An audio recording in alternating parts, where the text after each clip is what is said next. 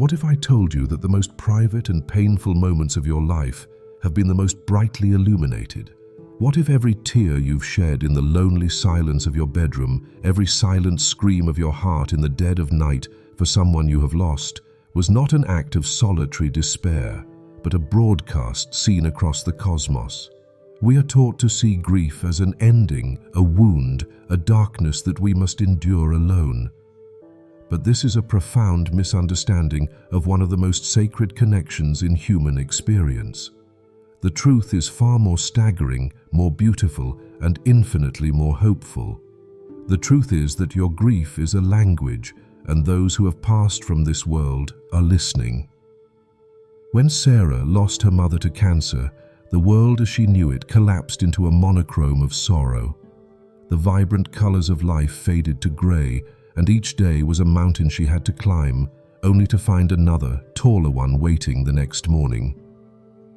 Each night, she would wrap herself in her mother's old, worn cardigan, a relic still holding the faint ghost of her scent, and she would weep. The tears were hot and relentless, a flood of anguish that would only recede when sheer exhaustion pulled her into a fitful sleep. What Sarah couldn't possibly have known was that her nightly ritual of sorrow was not happening in a vacuum. In the vast, unseen realm that exists just beyond our physical perception, every single tear she shed was creating brilliant, pulsating ripples of luminous energy. These were not just tears, they were beacons, piercing the delicate veil that separates our world from the next. This is the first profound spiritual truth that we are so often shielded from. Your grief and your tears are not mere emotional expressions. Spiritually, they create powerful currents of energy and light that souls in the world beyond can see and feel. These tears act as beacons, carrying the essence of your love, your memories, and your unresolved emotions. They are not composed of merely water and salt. They are liquefied love. They are distilled memory. They are the very essence of the bond that death cannot sever. Ancient wisdom traditions from across the globe have whispered this truth for millennia. They teach us that when we cry for our departed loved ones, we are not just mourning, we are communicating. We are creating an energetic signal flare that they can see, feel, and are invariably drawn to. Your love, expressed through the sacred ritual of tears, shines like a lighthouse in the spiritual dimension, calling out the name of the one for whom it is shared. Before we journey deeper into what this means for you and for them, I invite you to take a small, powerful step. If this initial idea resonates with even a small part of your soul, if you've ever felt that your love must reach beyond the grave, simply type the word "believe" in the comments below. It's a quiet acknowledgement of a truth our hearts have always known. Now it is crucial to understand that this perception from the other side is incredibly nuanced. Our departed loved ones remain aware of our lives, our struggles, and our moments of joy. They can feel the emotional energy behind our actions and thoughts. Our grief appears to them like an intense storm of energy, beautiful in its love, but also concerning in its effect. They don't just see a single light of grief. They perceive the entire complex tapestry of your emotional state. Freed from the limitations of the physical body and five senses, they experience our emotions with a clarity that is almost unimaginable to us. They see the truth behind the tears. A woman in Colorado, during a profound state of meditation, described feeling the presence of her late father with overwhelming clarity. He communicated to her not in words, but in pure feeling, a telepathic impression that her grief was like a blindingly bright spotlight. It was so intense that it was difficult for him to adjust his own focus toward his new state of existence. The message wasn't to stop loving him or even to stop missing him. The message was to change the frequency of that light, to transform the raw pain of loss into the gentle warmth of acceptance. This aligns perfectly with what countless spiritual seekers and mystics, like the famed Edgar Cayce, have described. Case explained in his readings that the emotions of those on the physical plane appear as distinct colors and vibrations to those in the spiritual realm. Grief, he noted, is not hidden from them.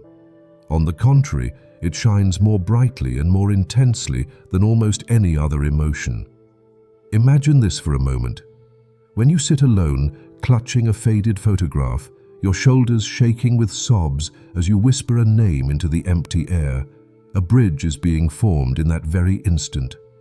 The soul of your beloved doesn't see your physical tears rolling down your cheeks. They perceive the colossal wave of emotional energy behind them.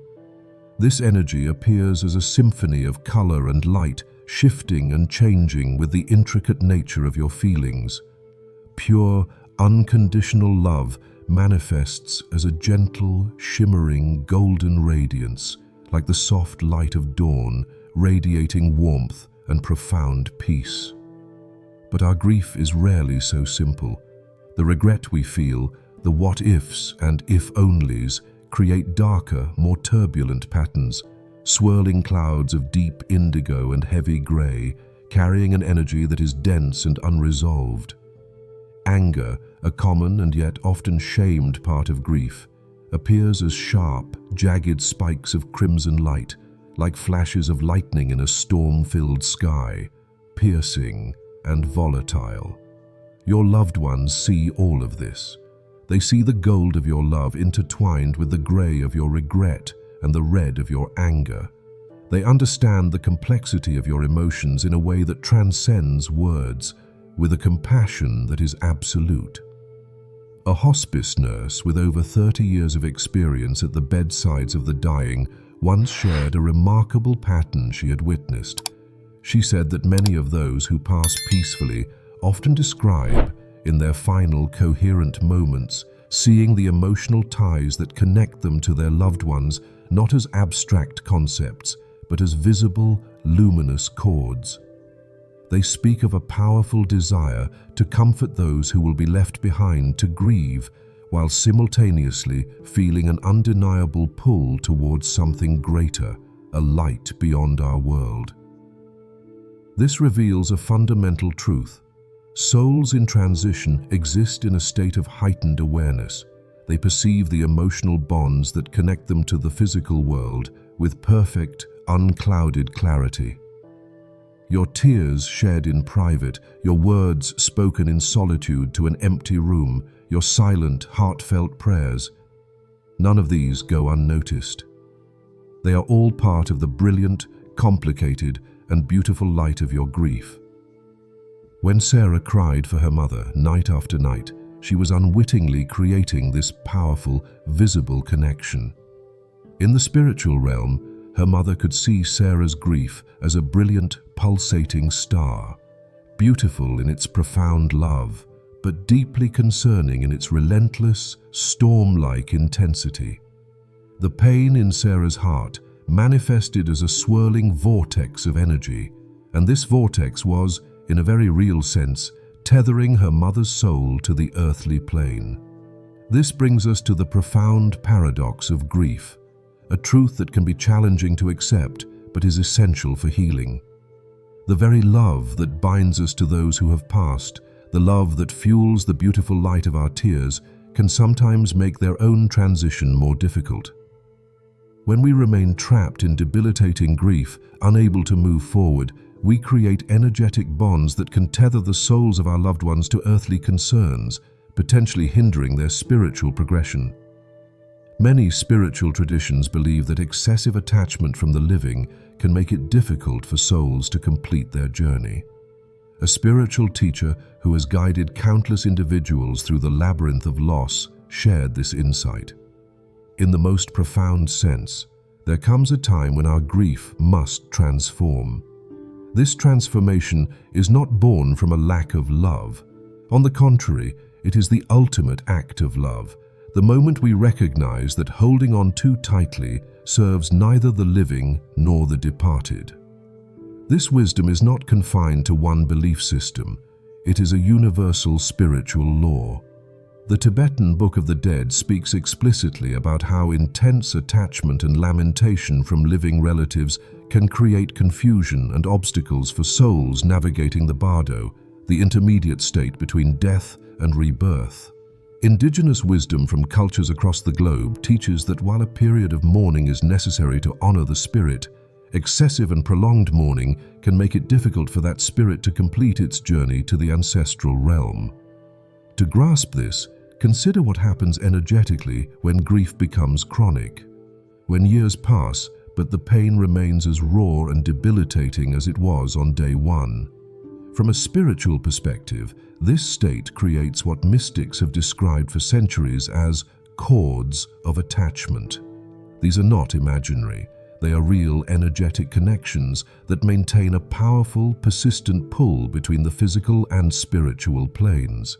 A reputable medium who has facilitated communication for thousands of bereaved families described it this way: "When I connect with souls who have passed, they frequently express gentle concern for loved ones who are, in their words, stuck. They show me psychic images of themselves being tethered to the earth by these shimmering, often turbulent cords of grief.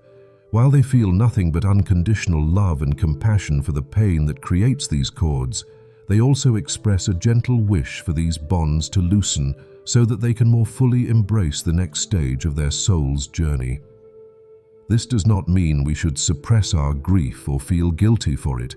Grief is a natural, necessary, and holy process of honoring a profound love and a profound loss. It is a testament to the depth of the connection. Rather, this understanding suggests that grief itself is not a static state, but a journey with a purpose and an evolution. It begins as raw, searing pain, but its destiny is to transform into something that honors both the memory of the departed and the continuing life of those who remain. A father shared his harrowing experience following the sudden loss of his teenage son in an accident. 6 months after the tragedy, he was still unable to function. He had lost his job, he rarely left the house, and he spent most of his days sitting in his son's untouched bedroom, lost in a fog of sorrow. One night, he had a startlingly vivid dream. In the dream, his son was standing in a beautiful, sun-drenched garden, looking healthy, vibrant, and completely at peace. But as the father moved toward him, his son held up a hand and said with infinite love in his eyes, "Dad, you have to let me go now. Your pain is like a rope, and it's pulling me back from this. I love you, but you have to live." The father woke up in tears, but for the first time they were tears of understanding, not just despair. He realized with profound certainty that his grief, in its all-consuming state, was not just affecting him, it was affecting his son. As we pause in the middle of this profound journey, I want to invite you to do something to connect with the others here. If you have ever had an unexplainable experience after losing someone, a familiar scent out of nowhere, a song on the radio at the perfect moment, a dream that felt more real than reality, share just one word in the comments that captures that feeling. Peace, warmth, music, message. Your single word might be the very sign that someone else scrolling through has been desperately praying for. This dream, this realization, is the key that unlocks the door to healing. This is the turning point where we begin to understand that healing does not mean forgetting or getting over the pain. Instead, it is the transformation of the relationship from one of physical presence to one of spiritual connection. When raw grief evolves into loving remembrance and gratitude, the spiritual bond shifts from a painful attachment to a loving connection that supports freedom for both the living and the departed. This is the sacred alchemy of grief. We are not erasing the person, we are changing the nature of our bond with them. We are learning to love them in their absence in a way that liberates both them and us. A grief counselor who incorporates these spiritual perspectives into her practice explains it beautifully. The healthiest resolution to grief isn't moving on. a phrase our culture uses that implies leaving something behind. It's moving forward with. It's about transforming the relationship from one of physical presence, which has ended, to one of ongoing spiritual connection, which is eternal. When grief evolves into gratitude for having known and loved them, both the living and the departed experience a profound form of freedom. This evolution, however, does not happen overnight. It does not follow a neat, predictable timeline. For some, the transformation begins to stir within months. For others, years may pass before the sharp edges of grief begin to soften. What matters is not the speed of the journey, but the gradual, courageous opening to the possibility that our loved ones continue to exist in a different form and that our relationship with them can evolve rather than end. Think back to Sarah weeping each night in her mother's cardigan. For 2 years her grief was a turbulent storm. But slowly, gradually, something began to shift. She started to feel her mother's presence not as a painful absence, but as a gentle, loving energy still participating in her life. She felt her in the warmth of the sun on her face. She heard her wisdom in the lyrics of a song. She saw her resilience in her own reflection in the mirror. She began to live again, not despite her mother's death, but as a way to honor what her mother would have wanted for her. And with this shift, Sarah knew, with a certainty that settled deep in her bones, that this change was freeing for both of them. From the perspective of those who have crossed over, this transformation appears as a breathtaking metamorphosis of energy. The turbulent, chaotic storm of raw grief, with its flashes of red anger and clouds of grey regret, gradually evolves. It softens, brightens, and coalesces into a steady, warm, golden glow of love. This new light is a beacon of loving remembrance and gratitude, a connection that supports and uplifts rather than restricts.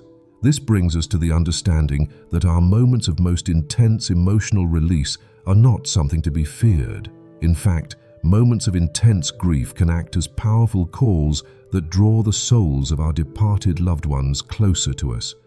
Our tears can open a temporary doorway between worlds, allowing for a brief but profound connection.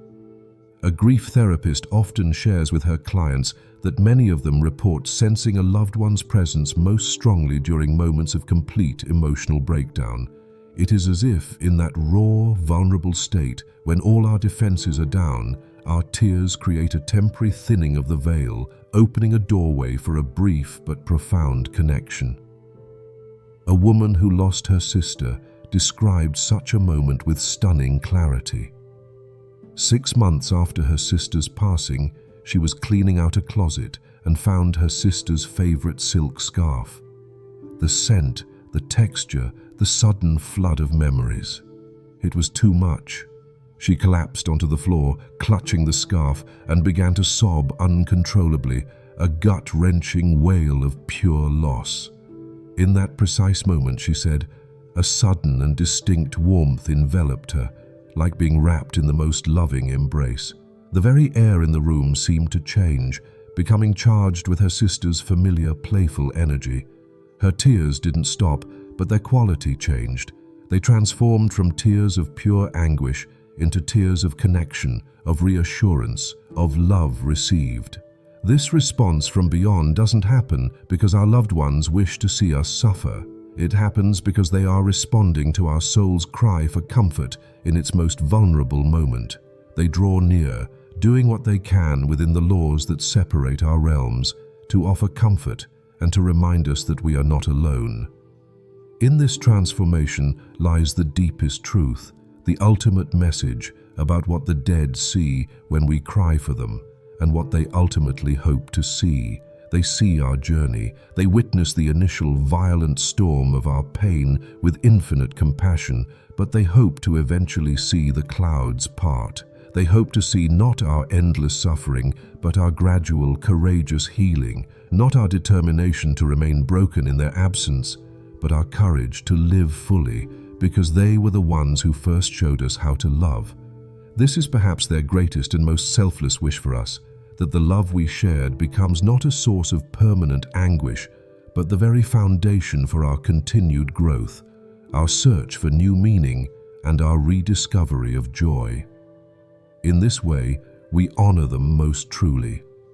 We carry them forward not in the unhealed wounds of our hearts, but in the very way their love has shaped us, strengthened us, and taught us compassion.